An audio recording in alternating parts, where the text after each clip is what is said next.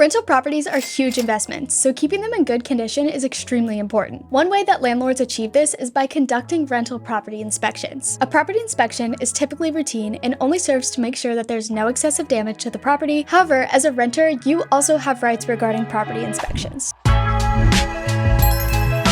Welcome back, Loopers. My name is Sydney, and I'm a content creator here at DoorLoop. In this video, we're going to be going over how often a landlord can inspect a rental property, as well as some general guidance for renters and landlords regarding inspections. To begin, let's go over the purpose of a rental inspection. Landlords can have multiple reasons for wanting to inspect a rental property. Most of the time, they are inspections required in order to maintain the condition of the property. Other times, the inspections can be done to make sure that the property is still in safe and habitable conditions. Two of the main inspections that landlords conduct are move-in inspections and move-out inspections. These inspections are typically used to assess the damage that the tenant has caused to the property throughout the tenancy. The landlord or inspector simply compares the results from the two inspections and makes sure that nothing has been damaged past wear and tear. Other inspections include safety inspections. This could consist of multiple inspections where the landlord checks all of the safety features of a home. This includes smoke alarms, fire extinguishers, and other important features. The landlord also has a right to certain routine inspections. The routine inspections can serve to check everything at once and is usually done yearly, seasonally, or quarterly. These inspections are usually specified in the lease agreement on an agreed upon date. For these inspections, as well as any other inspections, the landlord must provide proper notice to the tenant before stepping foot on the property. How can a landlord inspect a property? Although a landlord may assume that since they're still the owner of the property, they can access it whenever, that's completely wrong. In most places, there's a collection of state and local regulations that limit the number of times a landlord can inspect a property. This should always be the first step when determining how many times a landlord is allowed to inspect a property. After reading through your state laws, you may still find it difficult to come up with a concrete number of times that you should inspect an occupied rental property. This is because that number is largely based on a couple of factors. First being the purpose of entry. This means that depending on the purpose of the inspection, the number of times allowed changes. For example, there's almost always going to be the two inspections of when the tenant moves in and when the tenant moves out. These are almost always guaranteed as they allow the landlord to get a holistic idea of how the tenant took care of the property throughout the tenancy. Some landlords will also choose to do quarterly or seasonal inspections. This completely depends on what the landlord and the tenant agree upon when signing the lease. However, there are some cases when the landlord may not conduct an inspection but is still visiting the property. In these cases, the landlord must give the tenant proper notice as well. Even if a tenant has been given a move-out notice and the property is being shown to the prospective tenants, the landlord must still respect the tenant's right to quiet enjoyment of the property, which I'll be discussing later. One thing that should always be avoided and can warrant excessive property inspections is a drive-by inspection. This kind of inspection consists of a landlord checking on the outside of the property. Although this is allowed, it's important that the landlord is cautious with how they're being conducted and how often. If the landlord is checking up on the rental property too often, the tenant's right to privacy and quiet enjoyment may be interrupted. Another factor that's important when determining how often to inspect a property is the landlord-tenant relationship. Even if the landlord and the tenant are close to one another, the tenant will most likely not appreciate an unannounced visit. This is why it's always important to adhere to a code of professionalism when dealing with tenants. Discussing inspections with your tenant allows both parties to agree on a certain frequency of inspections. Apart from setting inspection dates and frequency, these discussions allow you to become closer with your tenant and learn more about them. After discussing all of this with your tenant, it's extremely important that the landlord sticks to it. This means that the landlord should not change up the dates of inspections or the frequency. And if it's extremely necessary to add an additional inspection or change the date, the landlord must give proper notice of a minimum of 48 hours. By keeping a professional relationship with your tenants, landlord inspections become much easier. The landlord will be able to go through the property quickly, mark everything that should be noted, and leave without a problem. Throughout the inspection, the landlord and the tenant can even work on building a relationship to improve the landlord-tenant relationship. One of the tenant's universal rights when renting is the right to privacy and quiet enjoyment. As I mentioned before, excessive property inspections can seriously interfere with this. There's a very fine line between the rights of a tenant and the rights of a landlord, which I'm going to discuss. One of the most important things that the tenant has to know is that the house does not belong to them. This means that they can't just simply change the locks or deny them entry, but at the same time, landlords cannot simply walk into the property as they'll be breaking the tenant's privacy. This fine line between landlord and tenant rights is what makes it difficult to determine excess inspections. For example, if the tenant's agreement is set to expire and the landlord is searching for other tenants, this unit will probably be shown to many people while the tenant is still there. If these are conducted every single day, the tenant may deem them excessive, but if they're only done a few times a week, that could be acceptable. The most important thing to remember is the tenant's right to quiet enjoyment of the property. If the landlord landlord feels like they're being excessive,